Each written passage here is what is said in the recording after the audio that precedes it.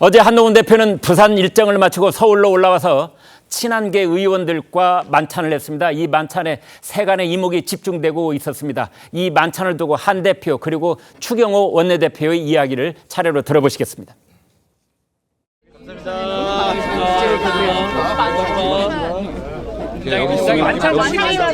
화이팅!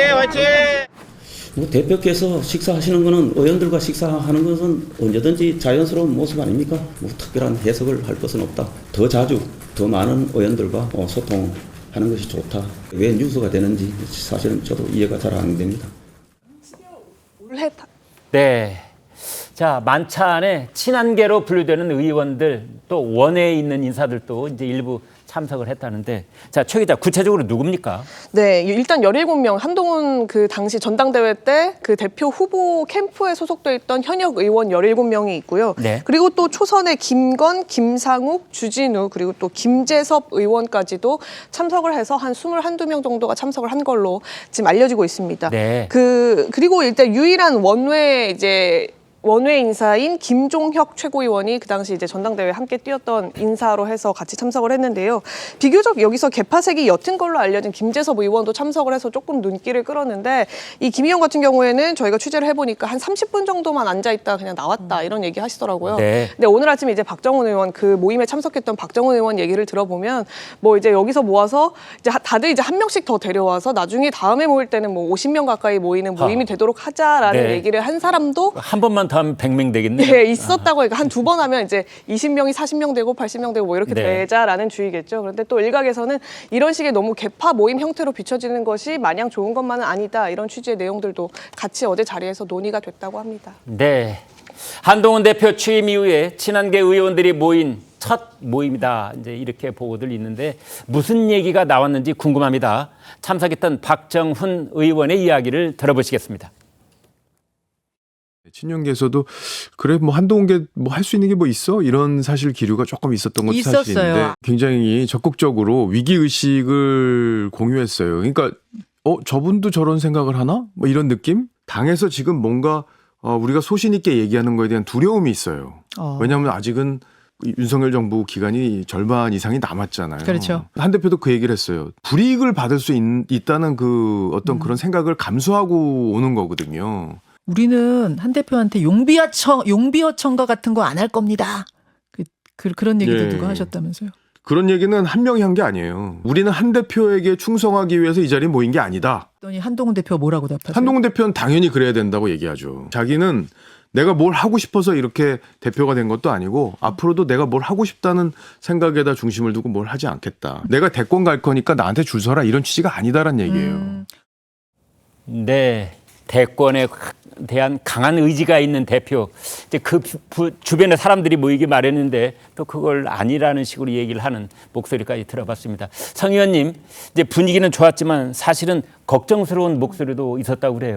그렇죠. 일단 이번에 만찬 회동을 보면서 저는 개인적으로 좀 놀란 게 의외로 너무 많이 모였다라는 느낌이 좀 있었습니다. 네. 왜냐하면은 이번 만찬을 둘러싸고 바로 직전까지 모습을 저희가 생각해 봐도 윤한 갈등이 거의 뭐 최고치다 이런 평가가 많지 않았습니까? 네. 독대 같은 경우도 아직도 이게 이루어지지 않은 상태고, 그리고 아까 전에 이제 그 박정훈 의원이 얘기를 했던 것처럼 지금 이제 윤석열 정부의 임기간 절반 정도가 남아 있는 상태에서 많은 이제 그 의원들도 어쨌거나 윤석열 대통령의 뭐 눈치라고 할까요? 네. 눈치가 지금 보일 수밖에 없는 상태인데 이 행사에 가겠다라는 것은 뭐 의미가 분명한 거잖아요. 어떻게 보면 한동훈 대표 쪽에 서겠다라고 하는 네. 그런 쪽에서 아마 제가 봤을 때는 이 만찬을 해도 대통령의 임기가 절반 정도 남아 있다 보니까 얼마 안 모이지 않을까라고 예상했는데 20명 가까이나 지금 모였다라고 하거든요. 네. 그리고 조경태 육선 의원 같은 경우도 지난번 전당대회 때는 나경원 후보를 또 도왔던 분인데 네. 이분까지도 참석했다라고 하는 것도 제가 봤을 때 굉장히 좀 큰 의미가 있지 않나. 이 격차 말씀을 일단. 해소위원장 됐잖아요. 그렇죠. 이번에. 네. 그러다 보니까 그런 맥락 속에서 한동훈계에 대해 가지고 친윤계에서 봤었을 때는 아마 이번 만찬에 대해 가지고 뭐 의미를 크게 부여하지는 않겠지만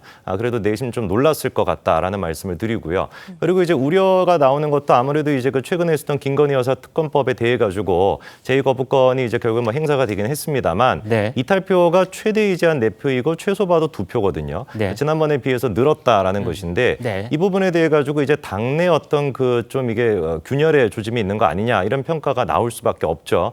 그러다 보니까 제가 봤을 때는 대통령실에서 대해서도 지난번에도 제가 말씀을 드렸습니다만 김건희 여사와 관련된 문제에 대해서 조금 더 국민적인 눈높이에서 볼 필요가 있다. 이거는 무슨 뭐 당 내부적인 무슨 뭐 개파 싸움 이런 걸로 볼 문제가 아니라 국민 눈높이에 맞게끔 김건희 여사 문제를 해결할 거냐 말 거냐 이 차원으로 봐야 되는 것이지 네. 이게 뭐 친한 쪽의 문제, 친윤 쪽의 문제 전혀 이런 문제가 아니다라는 걸 꼭 지적을 하고 싶습니다. 네. 최 의원님, 오늘 아침 신문을 보면은 이제 어제 있었던 모임에 대해서 뭐 본격적인 새 결집이다. 이제 이런 뭐 표현들도 있었고 네. 또 한쪽에서는 지금 어제 저녁 그러니까 10월 6일이라는 시점이 참 묘하다. 네. 이런 말도 있었어요. 그러니까 뭐 언론이 또 이렇게 여러 가지 갈등을 더 부추기거나 혹은 또 어떤 사안에 대해서 의미부여를 하는 것도 언론의 속성이니까 네. 조금 그런 식의 그걸 받아들이더라도 한동훈 대표가 이렇게 그 말하자면은 국정감사를 앞두고 이렇게 말하자면 원내 새과시를 한 거는 조금 이례적일 수 있다는 점 말씀 중에 생각이 그 듭니다. 언론이 갈등을 부추기는 게 아니 그런 게 속성이다 아니라 아니 그 갈등 부추기는 게 아니라 어떤 사안에 저한테도 대해서 반론권을 주십시오.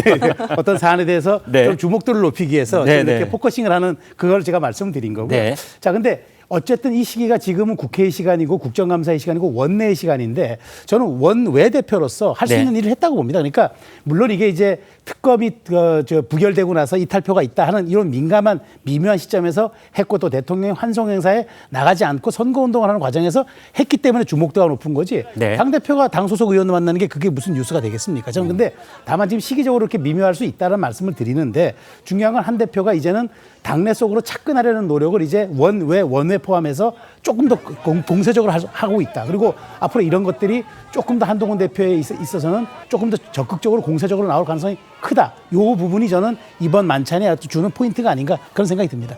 네. 김 대변인께요. 그런데 어제 이제 공교롭게도 대통령이 3개국 순방길에 올랐는데 지금 한동훈 대표 중심으로 본다면 비대위원장 시절까지 포함해서 네. 대통령이 밖에 나가는데 배웅하러 가지 않은 건 이번이 처음이었다고 그래요. 네, 굉장히 이례적이라고 네. 언론에서 보도가 되고 있습니다. 네.